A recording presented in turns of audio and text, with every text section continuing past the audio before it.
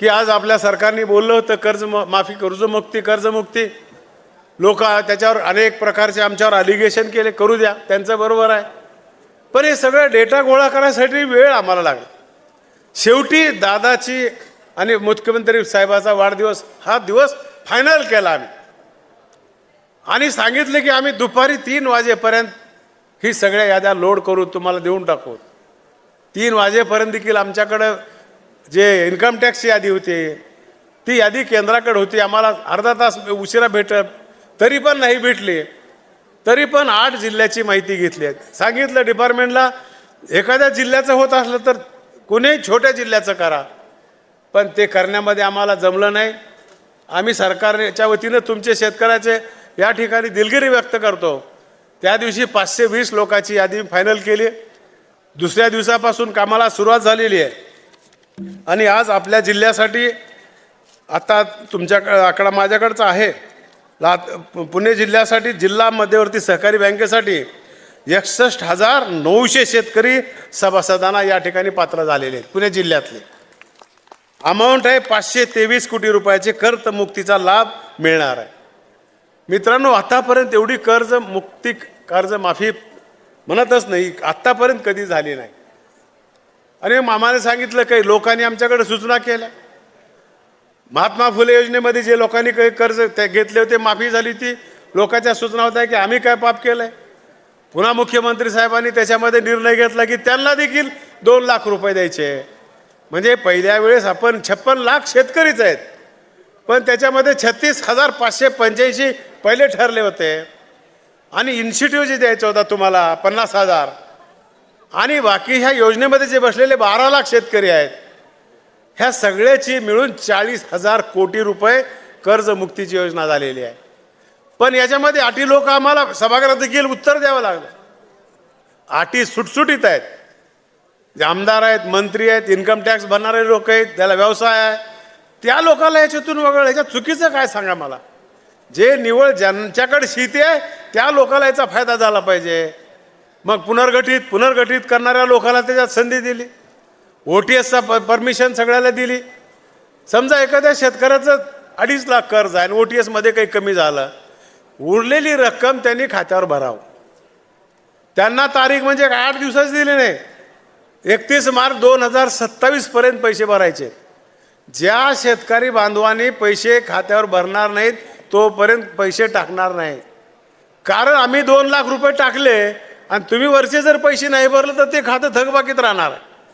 त्याच्यामुळे हे ठेवलेले आहेत आणि वेळ काही 8 दिवसाची दिली नाही, तुम्हाला 31 मार्च 2027 पर्यंत दिलेलं आहे. अशा प्रकारचं काम आजच्या निमित्तानं करायचं होतं. आमच्या शेतकरी राजाचं कौतुक करायचं होतं.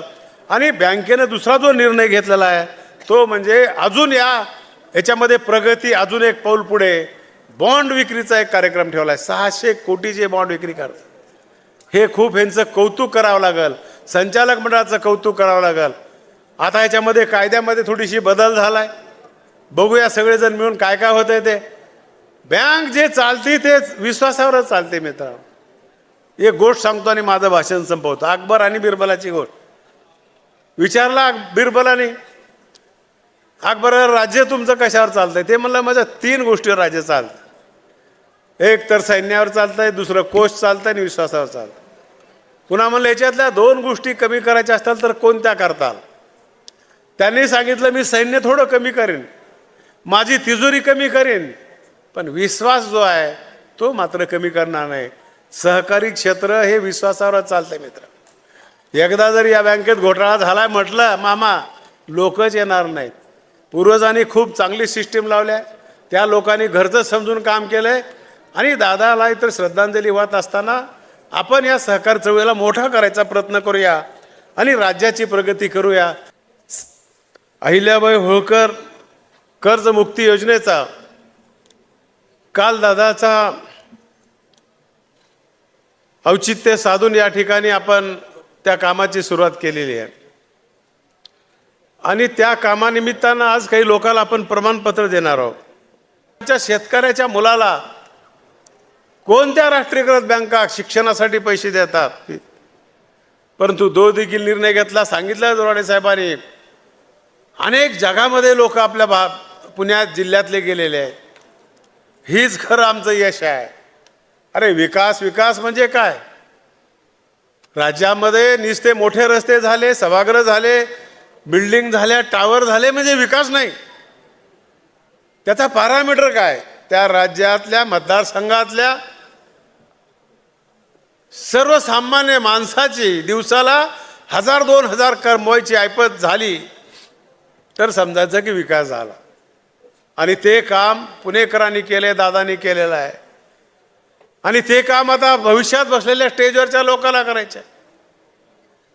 अगोदरच म्हण होती की वाढप्या जर ओळखीचा असला तर अधिक लाडू एखादी जास्त मिळतंय. दादानी मला सहकार मंत्री का दिलं?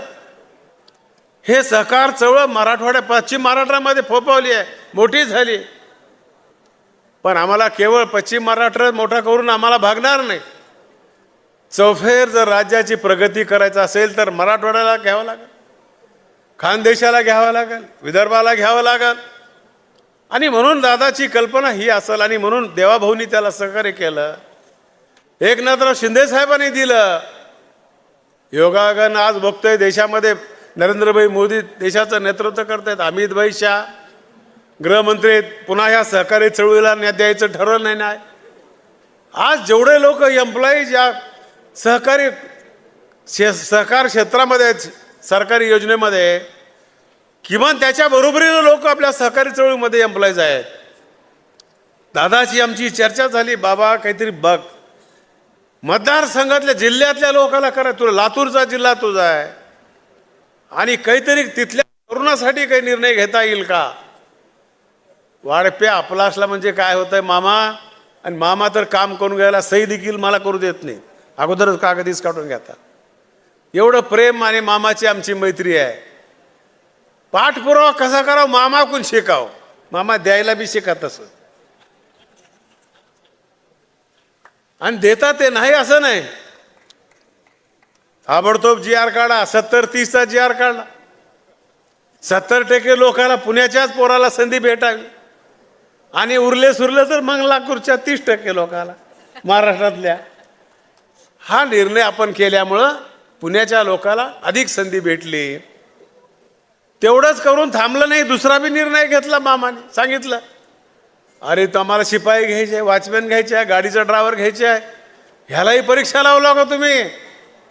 आणि ते देखील मुख्यमंत्र्यांच्या समोर चांगलं पुटअप केलं, मामाने पुटअप केलं. आणि त्याला देखील मामाच्या म्हणण्याप्रमाणे त्याला मान्यता दिली. अशा प्रकारचं काम केलं. आणि मग नवीन टेक्नॉलॉजी वळसे पाटील साहेबांनी सांगितलं, तरुणांनो आता तुम्ही पुढे आलं पाहिजे. बापदादांनी खूप चांगलं काम केलं, त्याचं कौतुक करा. पण ह्या सगळ्या नवीन तंत्रज्ञानामध्ये यायचं असेल तर तरुण पिढी पुढे आले पाहिजे. राज्यातील शेतकरी बांधवांसाठी अतिशय महत्त्वपूर्ण ही बातमी आहे, कारण कर्जमाफीच्या ज्या याद्या आहेत त्या याद्यासुद्धा जाहीर करण्यात आल्या नाही. शिंदेच्या खात्यामध्ये पैसे वाटपाला देखील सुरुवात झाली. बहुतेक शेतकरी बांधवांच्या खात्यामध्ये पैसे जमा झालेले आहेत आणि काही शेतकरी असे होते की त्यांच्या खात्यामध्ये पैसे जमा झालेले नव्हते. तर त्यांचीसुद्धा आता यादी जी आहे ते प्रसिद्ध करण्यात आलेली आहे. संकेतस्थळावर ही यादी उपलब्ध आहे, जेणेकरून तुम्ही यादी बघू शकता. तुम्ही KYC केल्यानंतर आणि तुमच्याकडे ॲग्रिस्टॅग असेल तर तुम्हाला याचा लाभ मिळणार आहे. आधी ॲग्रिस्टॅग जे होतं ते बंधनकारक करण्यात आलेलं होतं, परंतु आता ते बंधनकारक नसणार आहे. म्हणजे तुमच्याकडे ॲग्रिस्टॅग कार्ड नसेल तरी सुद्धा तुमच्या खात्यावरती जी रक्कम आहे ती टाकली जाणार आहे. जर तुम्हाला कमी रक्कम मिळाली असेल तर ती वाढीव रक्कमसुद्धा तुमच्या खात्यामध्ये वर्ग करण्याची प्रक्रिया सुरू केली जाणार आहे. ज्या शेतकरी बांधवांनी 2 लाखापेक्षा जास्त कर्ज घेतलेलं आहे त्यांना 2 लाखापर्यंत जे कर्ज आहे ते माफ केले जाणार होतं. आणि नियमित कर्ज भरणारे शेतकरी बांधवांचे 50,000चं जे अनुदान आहे त्यांना मिळणार होतं आणि ते कर्जसुद्धा माफ केले जाणार होतं.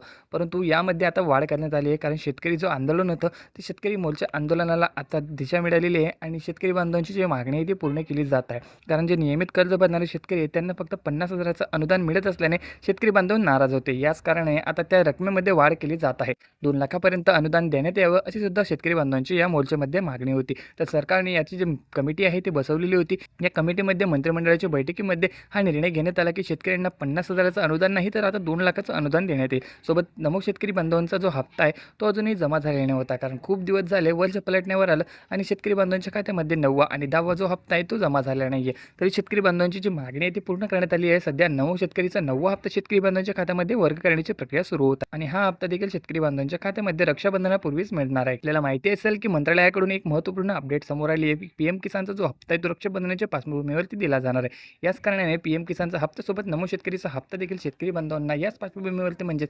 रक्षाबंधनाच्या वेळेला तुमच्या खात्यावरती जमा करण्याचे आदेश देण्यात आलेले आहे.